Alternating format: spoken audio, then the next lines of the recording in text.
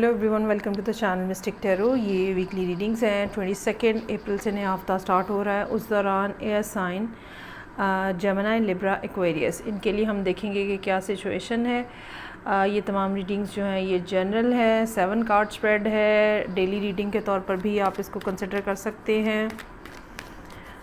तो रीडिंग को लाइक करना, चैनल को सब्सक्राइब करना मत भूलिएगा। स्टार्ट लूँगी मैं with the Gemini and let's see कि क्या इस हफ्ते क्या एक्सपेक्टेड है आपके लिए। ओके जी,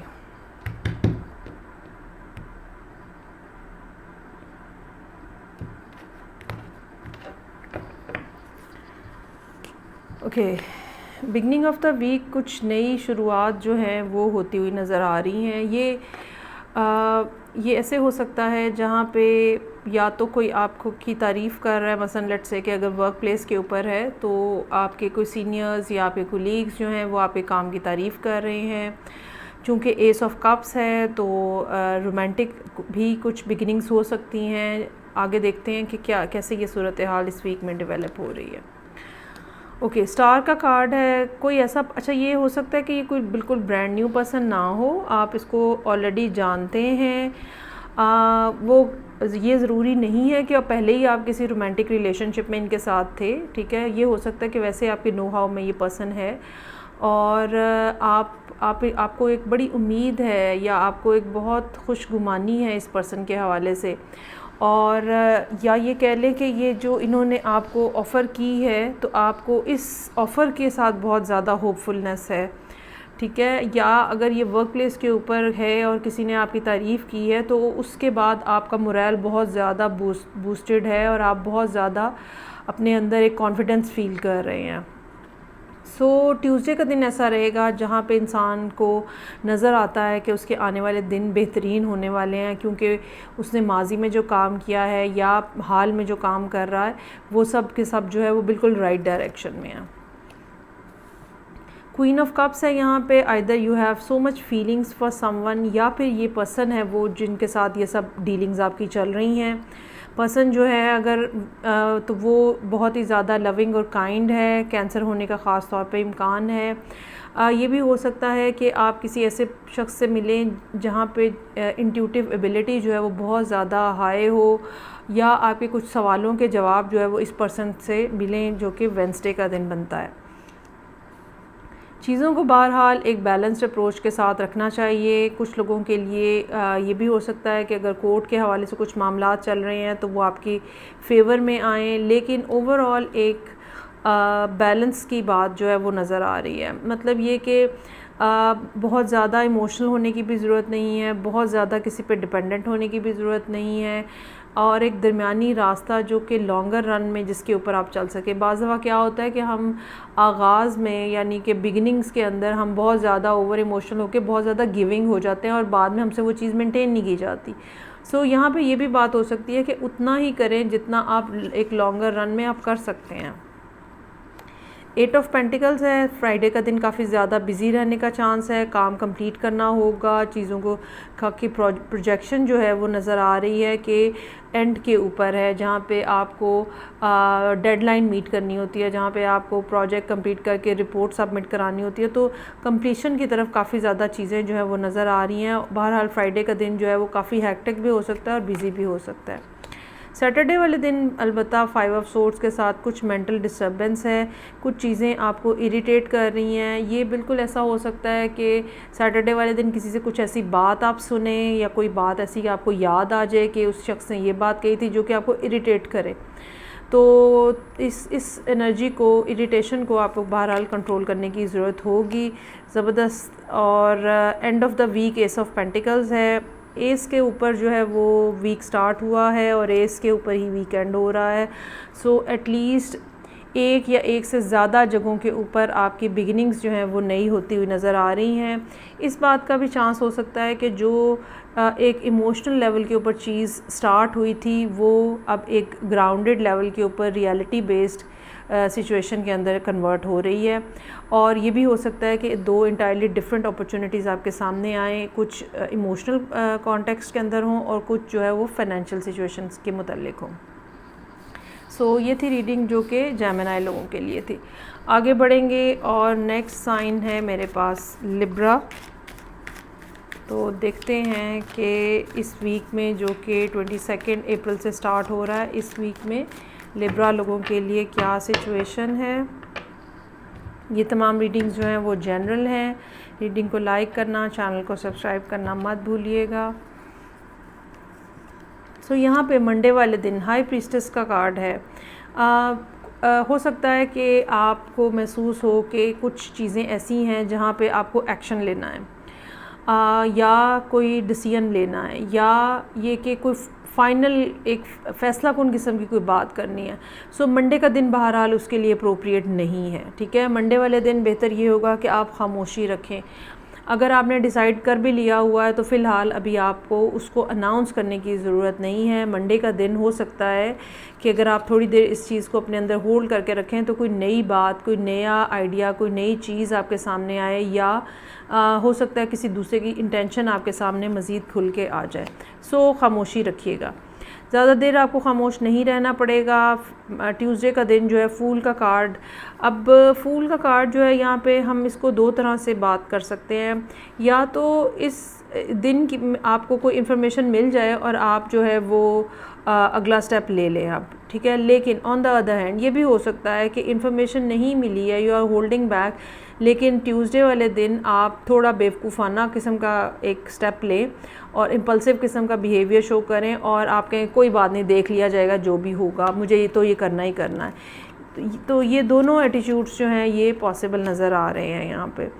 3 ऑफ कप्स का कार्ड है। वेंसडे का दिन दोस्तों के साथ, मिलने वालों के साथ सेलिब्रेशन में होता हुआ नज़र आ रहा है। ये भी हो सकता है किसी की गेट टुगेदर हो, आप वहाँ पे इकट्ठे हों, और ये भी हो सकता है कि आप अपने एक ऐसे ग्रुप के लोगों से मिलने के लिए जाएं जो कि आपको के साथ इमोशनली कनेक्टेड है, जहाँ पे जाके आप अपने आप को अनवाइंड कर सकते हैं, जहाँ पे आपको अपने आप के सामने पर्दा नहीं रखने की ज़रूरत, मतलब इम्प्रेशन नहीं बनाने की ज़रूरत, और वहाँ पे सब कुछ नेचुरली फ़्लो हो रहा होता है। तो ऐसी जगह पे जाके इंसान अपने आप को काफ़ी ज़्यादा बेहतर महसूस करता है।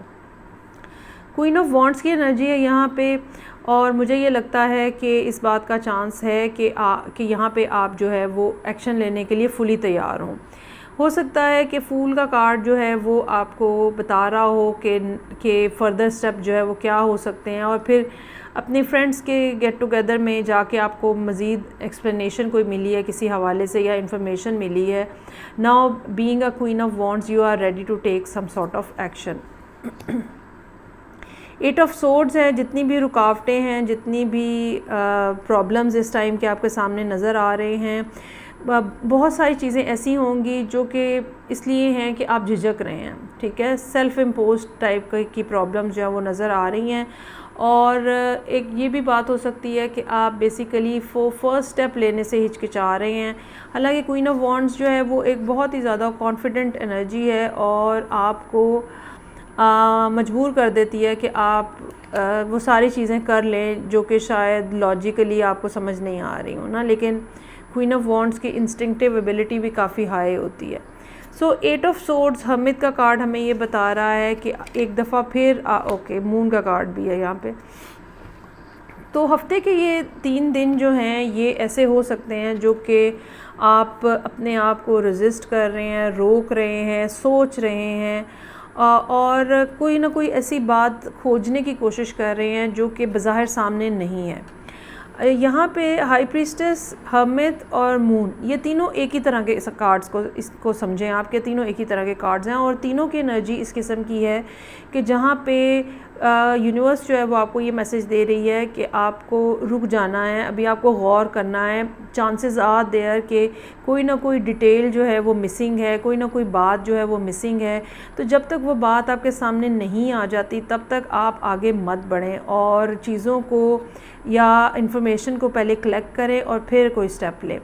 तो मुझे ये लगता है कि अभी जो भी कोई स्टेप लेना है उसकी प्रिपरेशन तो आहिस्ता आहिस्ता हो रही है और आप कर रहे हैं, लेकिन वो जो फाइनल काम जो करना है ना वो अभी होने में थोड़ा सा टाइम जो है ना वो बाकी है। और या ये कह लें कि वो फ़िलहाल अभी आपको स्टेप नहीं लेना। वैसे तो 8 ऑफ सोर्ड्स के साथ आप ख़ुद भी झिझक रहे हैं, you are not very much confident about the whole thing, तो मुझे लगता है कि ये सब होने में, प्रोसेस होने में सब जो है वो थोड़ा टाइम लगेगा। सो ये थी रीडिंग जो कि लिब्रा लोगों के लिए थी। आगे बढ़ते हैं और नेक्स्ट साइन है मेरे पास एक्वेरियस। तो देखते हैं कि क्या सूरत हाल है एक्वेरियस लोगों के लिए 7 कार्ड स्प्रेड में। हफ्ते के हर दिन के लिए एक कार्ड होगा। ये तमाम रीडिंग्स जो हैं ये जनरल हैं। पर्सनल रीडिंग के लिए आप मुझे कांटेक्ट कर सकते हैं।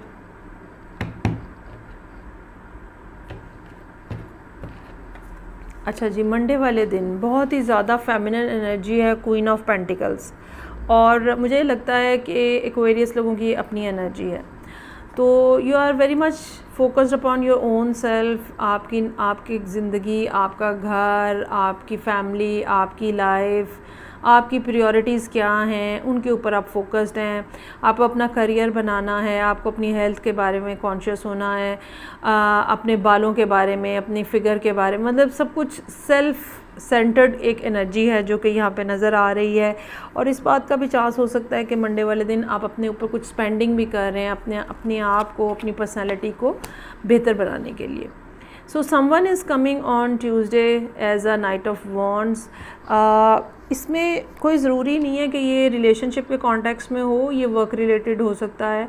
कोई पर्सन ऐसा वर्क प्लेस के ऊपर आ रहा है जो नए आइडियाज़ के साथ आ रहा है, आपके सबॉर्डिनेट के तौर पे आ रहा है, या एज में, मैच्योरिटी में आपसे यंगर हो सकता है, लेकिन ज़्यादा एनर्जेटिक, ज़्यादा एक्टिव हो सकता है ये पर्सन। अच्छा, इनको डील करने के लिए ज़रूरी होगा कि आप अपने आप को थोड़ा सा एक बाउंड्री के अंदर रखें, और बजाय इसके कि आप इंस्ट्रक्ट करें इनको कि भाई ये करना है, ये करना है, स्पेशली अगर ये एज ए सबॉर्डिनेट आ रहे हैं, तो बजाय इंस्ट्रक्ट करने के आप इस बात का मौका इनको दें कि ये पहले अपने आप को ख़ुद एक्सप्रेस कर लें।